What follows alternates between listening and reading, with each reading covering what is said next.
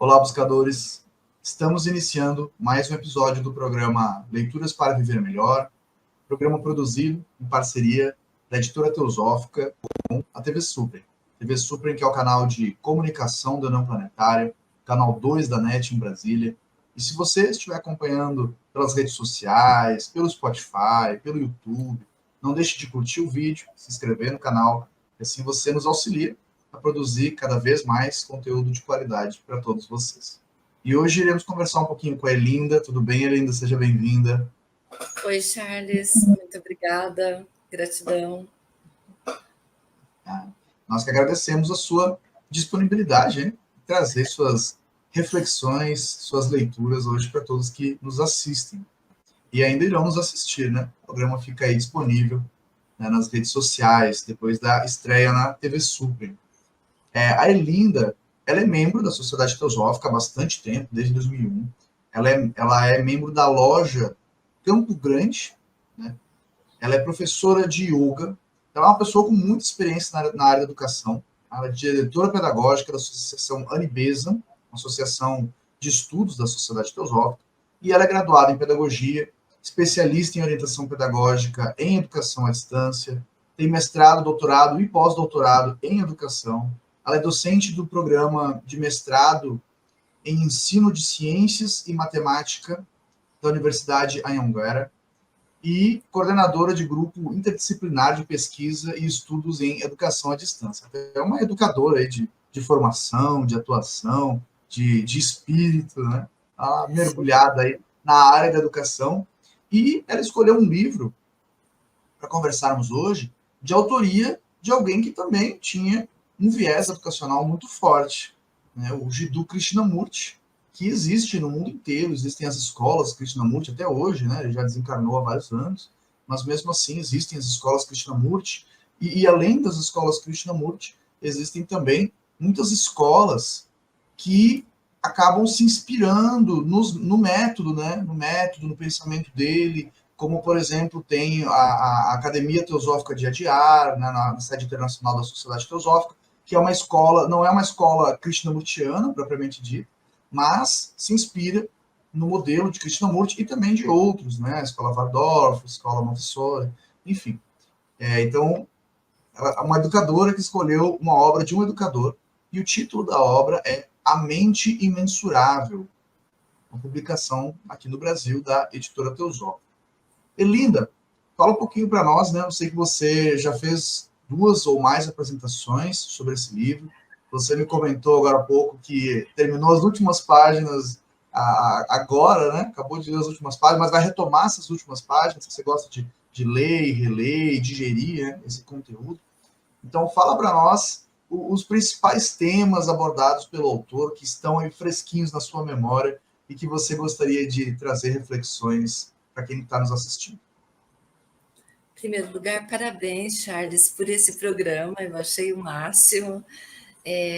Maravilhoso, né?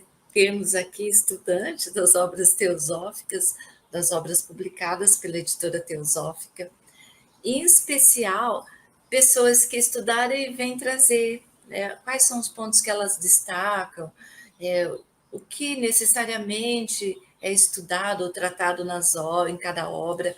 E eu achei assim muito bacana, porque cada palestrante, cada estudante, ele enfatiza, né, o ponto central da obra. Então, vocês estão de parabéns. TV Suprem, você, Charles, parabéns. Eu realmente, como eu já te disse há pouco, eu fiquei encantada, né, com A Mente Mensurável do Krishnamurti. E você viu, né? Meu livro está cheio de anotações. Eu estudo escrevendo, eu não consigo estudar sem escrever e tomando nota daquilo que eu acho mais importante. E assim, eu tenho uns bloquinhos, né? E aí, ó, os bloquinhos, eles ficam todos cheios. E ontem eu acabei esse bloquinho aqui, ó, porque, tal como manda a obra, a gente precisa questionar. E eu fico questionando. Mas por que ele falou isso? Por que isso? Por que aquilo? Eu penso que que o mais importante, como já dizia uma propaganda de um canal de televisão do Brasil, o mais importante não são as respostas, são as perguntas, porque elas movem a ciência. As questões é que movem o mundo, né? E a mente mensurável do Krishnamurti, ela mexe com a nossa mente. A nossa mente fica empolvorosa com as questões que o Krishnamurti levanta, né? Essa obra, Mente Mensurável, ela está dividida em 4 capítulos. E são as conferências que o Krishnamurti ministrou na Índia no ano de 1982 e de 1983. São conferências que levam as pessoas a fazerem uma reflexão profunda sobre a sua mente, né, que é a mente mensurável, e no sentido de mudança, né, de além do autoconhecimento, produzir uma mudança, não só na vida pessoal de quem está fazendo essa reflexão, tentando responder esses questionamentos que o Krishnamurti levanta, mas também produzir uma mudança no mundo. Então, a primeira parte, o primeiro capítulo, são as conferências em Nova Delhi, depois em Calcutá, depois em Chennai, e termina com as conferências em Bombaí. E logo no prefácio, nosso ex-presidente da Sociedade Teosófica, o Sérgio Moraes, ele colocou uma frase que eu achei muito interessante. Ele disse assim: a maneira profunda e transformadora de ver a vida e a natureza da psique humana de Jiddu Krishnamurti é uma oportunidade valiosa de iniciar a jornada do autoconhecimento. Sim, nós na sociedade teosófica, nós palestrantes, estudantes, nós estamos acostumados a estudar, questionar e a pensar como fazer dos nossos estudos algo que se reflete na nossa prática diária de vida, na nossa filosofia diária, no nosso viver. Então, este livro, ele tem um papel interessante, que é o papel do pensamento na solução dos nossos problemas. E o Krishnamurti, ele vai fazendo essas questões nas palestras de modo tal que, embora ele tenha apresentado isso em 1982, isso parece muito atual, porque as conferências que ele fez em Nova Delhi, por exemplo, as indagações que ele fez, ele colocou o título daquela conferência, A Causa Raiz da Confusão. Veja a confusão que está no mundo. Olha as guerras que estão acontecendo neste momento. Isso tudo tem uma raiz no pensamento. Alguém pensou. E ele então convida aquele que está assistindo ele, no nosso caso, leitores, a investigar sem nenhuma tendência. E ele fala, respeitando as opiniões um dos outros. E eu acho muito interessante quando ele fala assim: eu não sou nenhum guru. Não olhem o orador como um especialista. Ele falou, vamos conversar nessa palestra com amizade, sem nenhum tipo de motivação oculta.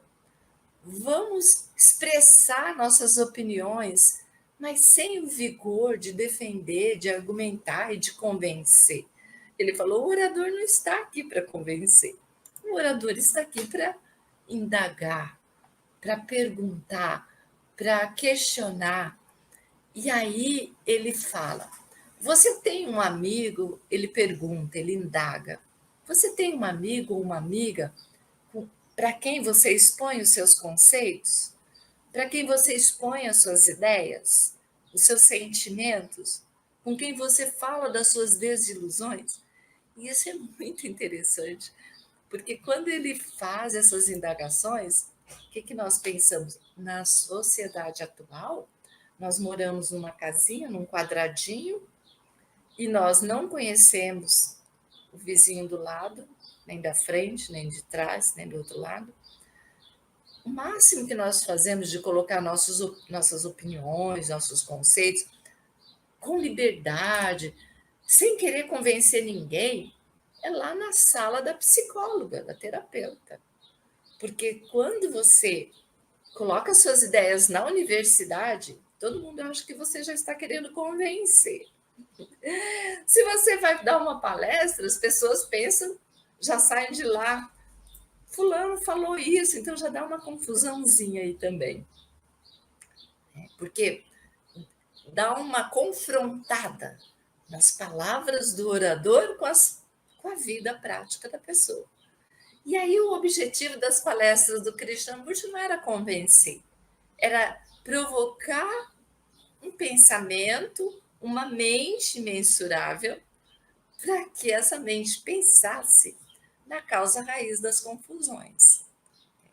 Porque ele dizia, é importante que todos investiguem juntos, né? Porque o orador não tem autoridade, ele dizia.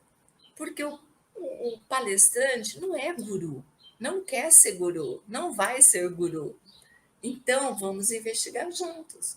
Vamos investigar o que acontece, não só no nosso país, mas no mundo todo. Porque ele fala, nós precisamos pensar na causa raiz da confusão. Este é o programa Leituras para Viver Melhor. Hoje estamos conversando com a Erlinda sobre o livro A Mente Mensurável, de autoria do Jiddu Krishnamurti. Nós iremos para um rápido intervalo e voltamos daqui a pouco. Até já.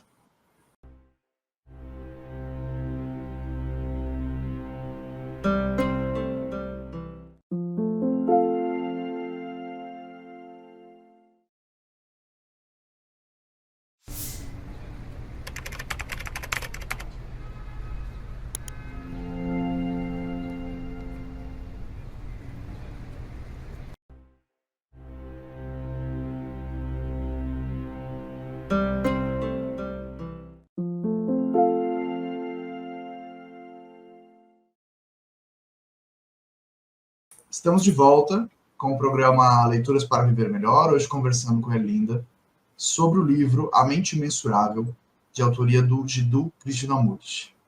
Erlinda, você estava falando, né, no primeiro bloco, sobre a maneira, né, que foi concebido o livro. Então, o livro, na verdade, é uma coletânea de conferências que o Krishnamurti ministrava. E o Krishnamurti, assim como outros pensadores indianos, ele usava muito o método da autoinquisição, né? Então é muito você se questionar, você se observar, você observar sua mente, e ele deixa claro, né, que a nossa mente é condicionada e que nós devemos descondicionar ela. Nós somos condicionados pela cultura, pela nossa criação, pelo que nós já pensamos, pelos conceitos que nós já criamos, mas agora que vem a parte difícil, né? Porque é muito fácil a gente falar em descondicionar a mente. Agora, o difícil é você conseguir realizar esse trabalho, até porque muitos dos nossos condicionamentos, eles estão num nível inconsciente, né, subconsciente, e acaba refletindo em ações, em reações que nós temos quase que de maneira automática. Como que faz? Qual que é a dica do autor para a gente começar a desconstruir isso e começar a agir conforme a situação se apresenta? Ele fala, observa os seus relacionamentos. Então, ele dá uma dica bacana aí, quando ele fala para você observar o seu relacionamento. E aí, ele fala, sem relacionamento não existe, não há existência. Então, todos nós nos relacionamos. E ele diz, o marido quer dominar a esposa e a esposa quer dominar o marido. E ele tem razão. Quando nós percebemos, quando nós olhamos para os nossos relacionamentos, nós vamos perceber que na base das nossas ações tem um sentido, um desejo de dominar, né? de controlar a situação, de estar com que os seus desejos sejam realizados. Né? A mulher quer ir ao supermercado, o esposo quer ir a uma loja de ferramentas. Vamos dar um exemplo bem simples. E aí ela acha que primeiro o supermercado ele é mais importante, que vocês vão comprar comida, e em casa não tem mais comida. O marido fala, mas tem que buscar primeiro a ferramenta, porque o telhado está estragado. Então ali já começa uma confusão, né? O pensamento. Se ambos estiverem com a mente aberta para o outro, não vai ter confusão. Não vai ter um querendo dominar o outro. Mas o que nós vemos normalmente é que uma pequena questão, se ir ao supermercado ou à loja de ferramenta, vira uma confusão, dependendo do casal. Então, ele fala que essa dependência do outro, né? Porque nós acabamos ficando dependentes nos relacionamentos.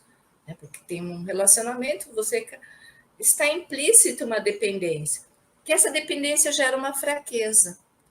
E que quando nós buscamos investigar, independentemente de nós sermos budistas, hinduístas, católicos, protestantes, nós podemos chegar na segurança que nós buscamos se nós formos independentes.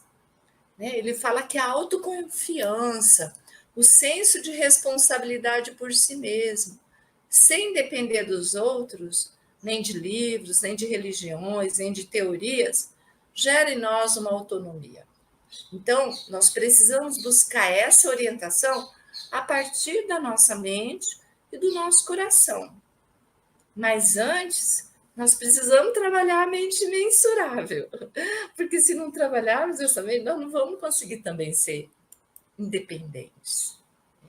E ele diz que para que nós nos libertemos desses condicionamentos, dessa mente confusa, e deixemos que a nossa mente mensurável haja, nós precisamos usar a inteligência, mas essa não é uma inteligência puramente acadêmica.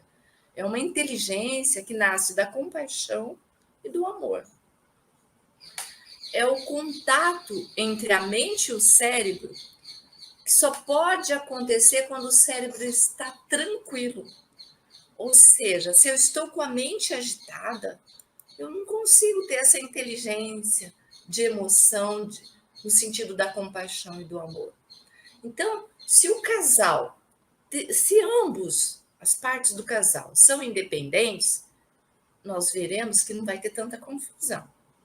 Porque a esposa fala, tá bom, você pode ir à loja de ferramentas, que eu vou ao supermercado enquanto isso. Acabou a confusão. Ela tem independência e ele também. A independência não gera fraqueza, fortalece a relação, o relacionamento. Então, é um exemplo simples. E outra coisa, essa inteligência dessa mente compassiva, porque ela, com compaixão e amor, ela compreende que para o marido dela é tão importante arrumar o telhado quanto é para ela comprar a comida. Então, aí tem uma inteligência de compaixão e de amor. Porque quando não há essa inteligência, não, ele tem que me ouvir, ele tem que me atender, ele tem que me obedecer e comigo ao supermercado. Quer dizer, é uma mente completamente oposta da mente de compaixão e de amor. É aí que está a libertação do condicionamento. Porque aí existe uma mente livre. Uma inteligência atua quando o cérebro está quieto. Então, ela precisa parar, ele precisa parar, ela também, aquietar a mente. E como você vai aquietar o cérebro e a mente?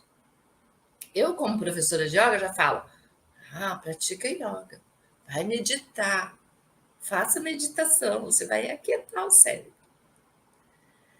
Ele fala que o cérebro tem a capacidade de criar imagens e que as imagens são as ilusões que nós temos. Ou seja, quando você senta para meditar, se você ficar criando muitas imagens na sua mente, você vai criar ilusões, né? Porque ele fala que as imagens são as ilusões. E se nós queremos ter liberdade de pensamento, uma mente mensurável, nós não podemos viver nas ilusões.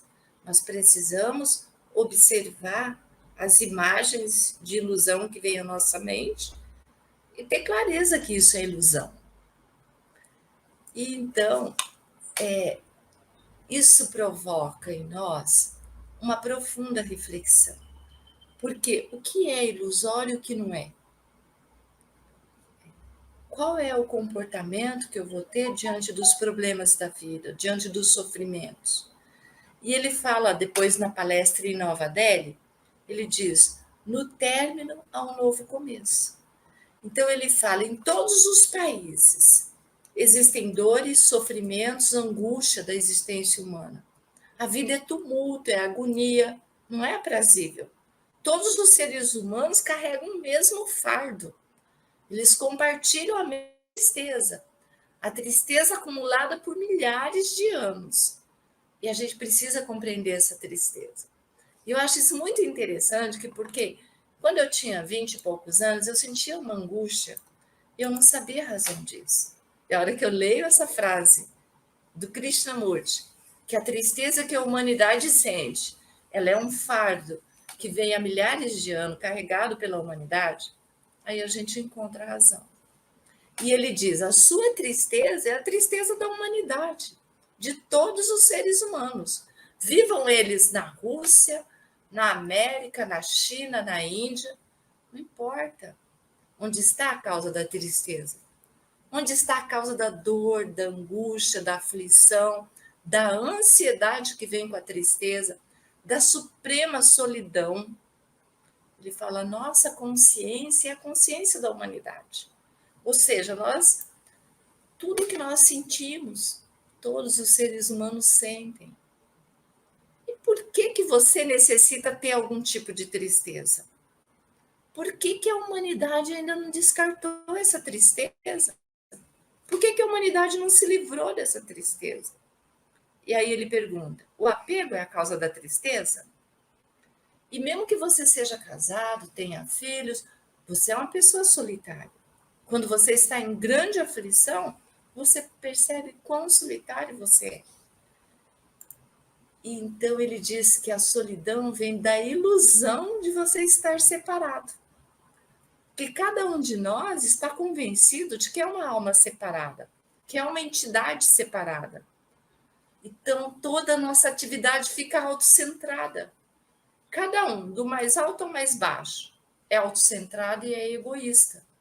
E essa atividade autocentrada traz, inevitavelmente, a solidão, a separação, a divisão. Então, é isso que nós precisamos ver como realidade. E quando vem as imagens ilusórias, nós precisamos lembrar disso. Que o apego aos familiares, às crenças, será que é aí que está a causa da tristeza? Realmente a gente percebe que não existe uma palavra mágica, né? Não existe um abracadabra que resolva esses problemas. Né? Então, o Krishnamurti ele nos convida, assim como outros pensadores, né? Ele nos convida a realizar uma observação diária, né? Onde talvez essa meditação, na visão dele, né, mais como auto-observação mesmo, né? Isso é comum no pensamento indiano, né? Essa questão da auto-observação constante, auto-inquirição, auto-questionamento, né? Para que a gente possa, dia a dia, momento a momento, ir percebendo essas prisões mentais, esses condicionamentos mentais, e aos poucos, na medida do possível, claro, e ampliando as nossas possibilidades mentais e de ação e de amorosidade, de compaixão. Esse foi mais um episódio do programa Leituras para Viver Melhor. Hoje conversamos com Erlinda sobre o livro A Mente Mensurável, de autoria do Krishnamurti, publicação no Brasil pela Editora Teosófica. Nós vamos ficando por aqui. Até o nosso próximo encontro. Até, namastê.